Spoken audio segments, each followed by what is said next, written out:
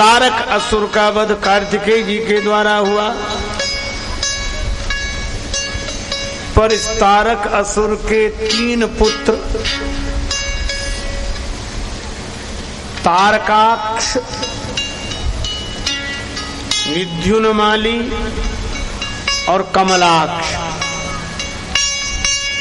ये 3 हुए बड़े प्रबल राक्षस।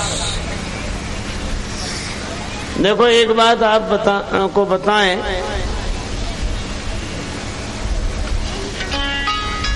ये असुरों की भी परंपरा चलती रहती है।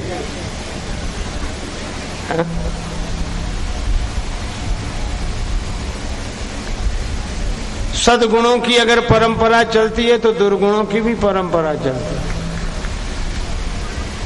उसका बेटा वो है, उसका बेटा वो है। और जो कितनी अद्भुत बात है, देवता से देवता का जन्म होता है तो राक्षस से राक्षस का जन्म होता है।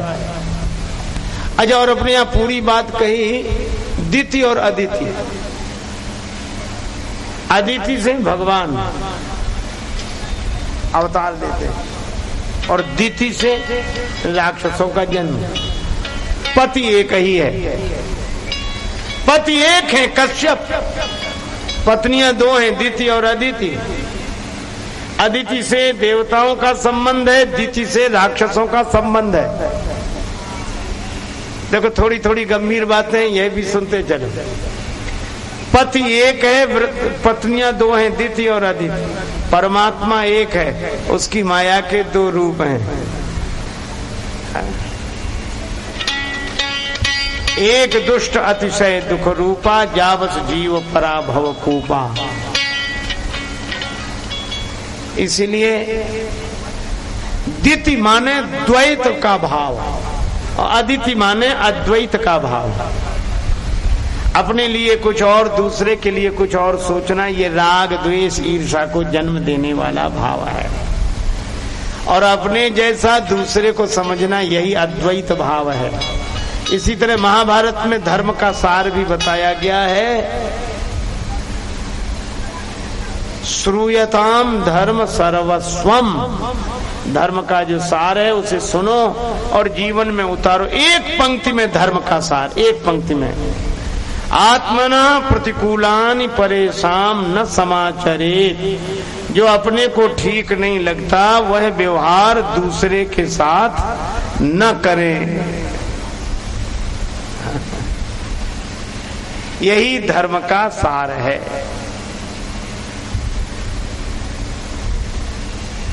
यही अदिति का भाव है। एक बार क्या हुआ, देवता और दानव दोनों में विरोध तो है।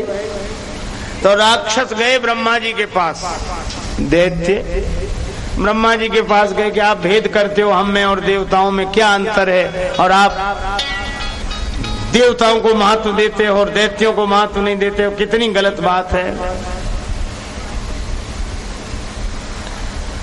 ब्रह्मा जी ने समझ लिया कि ये नाराज हैं, आवेश में हैं। ब्रह्मा जी ने उनसे विवाद नहीं किया। बुद्धि के देवता हैं, सरस्वती के स्वामी हैं, देख लेना चाहिए कि एक तो ये राक्षसी स्वभाव के, दूसरे गर्म हैं। तो उत्तर तो ब्रह्मा जी भी दे सकते थे, लेकिन भैया बहुत ध्यान से सुनना, मैं देवताओं का और दैत्यों का अंतर बता रहा हूं। ब्रह्मा जी ने कहा कि ठीक है, देवताओं को भी एक दिन बुला लेते हैं और आप लोग भी आ जाओ, यहीं भोजन करना और यहीं बैठकर पंचायत करेंगे। ठीक है, दैत्य बुलाए गए, देवता बुलाए गए। ब्रह्मा जी ने कहा भाई भोजन, दैत्य बोले हम पहले करेंगे। हर जगह देवता प्रमुख बने रहते हैं, हमें भोजन पहले करा। देवता बोले कोई बात नहीं, हमसे बड़े, यही कर लें। बैठ गए दैत्य भोजन करने के लिए। बड़ी बढ़िया कहानी है, ध्यान से सुनना। सामने थालियां लगा दी गई, तरह तरह के व्यंजन परोस दिए गए, सबके सामने भोजन की थालियां लगी हुई थी। दैत्य बोले भोजन शुरू करें। ब्रह्मा जी बोले ठहरो, ब्रह्मलोक का एक नियम है, उसका पालन करना पड़ेगा। क्या नियम है? ब्रह्मा जी ने पहले से व्यवस्था कर रखी थी। ब्रह्मा जी के सेवक आए, लकड़ियां लिए और रस्सियां लिए। दैत्यों से कहा अपने दोनों हाथ आगे बढ़ाओ। सबने ऐसे हाथ आगे बढ़ाए और वो क्या करें, वो लकड़ियां ऐसे लगावे और रस्सी से बांध दें। सबके हाथों में लकड़ी लगाकर रस्सी बांध दी। अब आप कल्पना करना जरा, लकड़ी लगी हो, रस्सी बंधी हो तो हाथ मुड़ सकता है। और फिर कहा कि भोजन शुरू करो। कैसे किया होगा भोजन भगवान जाने। कि हाथ ऐसे आगे तो बढ़े, मुड़ नहीं सकते थे क्योंकि उस पर लकड़ी लगाकर रस्सी बांध दी गई थी। और कहा कि भोजन करो। आप कल्पना करो आपके साथ अगर ऐसा हो, कर सकते भोजन। जैसे उन्होंने लड्डू उठाया, अब लड्डू उठा के ऐसे ले जा रहे। अब मुंह हाथ तक नहीं पहुंचता, हाथ मुंह तक नहीं पहुंचता, मुड़ ही नहीं सकता। तो राक्षसों ने एक युक्ति सोची, ऐसे ले गए और लड्डू ऐसे ऊपर से ऐसे और मुंह खोला नीचे से। अब उसको छोड़ा तो जरूरी है कि लड्डू मुंह में ही जाए। कभी नाक पे गिरता, कभी ठुड्डी पे गिरता, थोड़ा बहुत मुख में गिरता। आप कल्पना करो जब लड्डू की ये हालत है तो दाल साग पूड़ी का क्या हुआ होगा। दाल कैसे गिराए और पूड़ी कैसे ऊपर से गिराए। और दाल साग गिराए, भूखे थे बेचारे, कपड़ों पर गिरे, कपड़े खराब हो गए, बुरी हालत हो गई, पेट भरा नहीं, भूखे थे, बहुत क्रोध आया। लेकिन नियम था, क्या करें। कुछ लोग बोले अभी देवताओं को दे। ब्रह्मा जी बोले हो गया भोजन।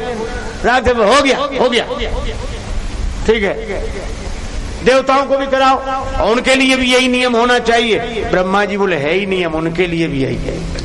अब दैत्य बैठे देखेंगे देवता क्या करते हैं। देवताओं के सामने भी भोजन की थालियां लगाई गई, उनके भी हाथ बांध दिए गए, लकड़ी और रस्सी से मुड़ नहीं सकते थे। पर देवता तो देवता हैं। उन्होंने सोचा कि हाथ अपनी ओर मुड़ सकता नहीं है, एक काम करें। क्या? मुड़ नहीं सकता, हाथ बढ़ तो सकता है।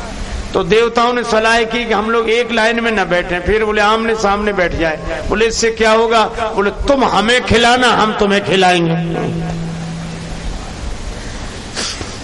अच्छा बोलो कितनी आसानी से भोजन हो गया।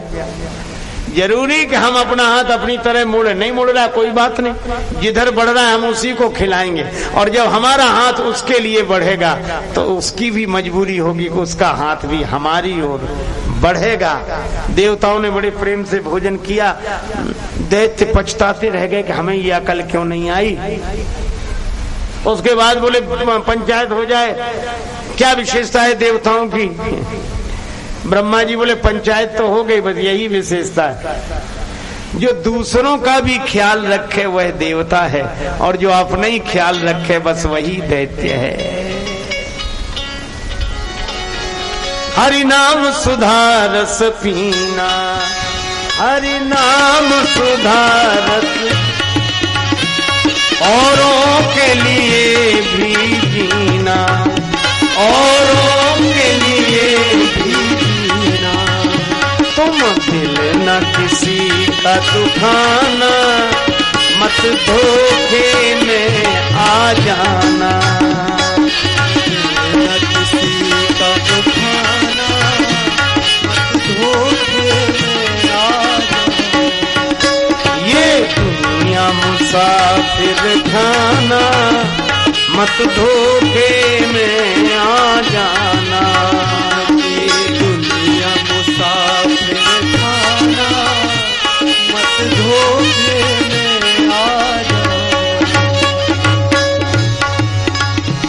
श्वासा जब बाहर जावे, श्वासा जब बाहर जावे, वापिस आवे ना आवे, वापिस आवे ना आवे। है किसका कौन ठिकाना, मत धोखे में आ जाना। ये दुनिया साथ धोखे में आ जाना।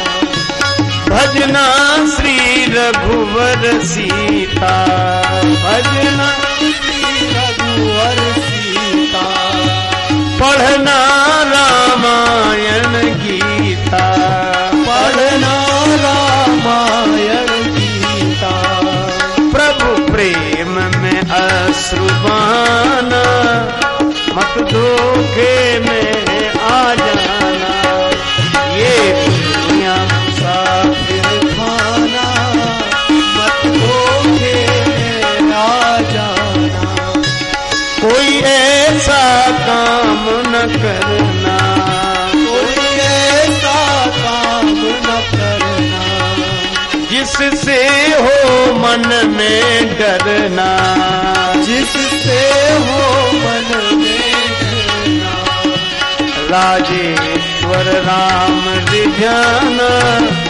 मत धोखे में आ जाना, ये दुनिया मुसाफिर खाना, मत धो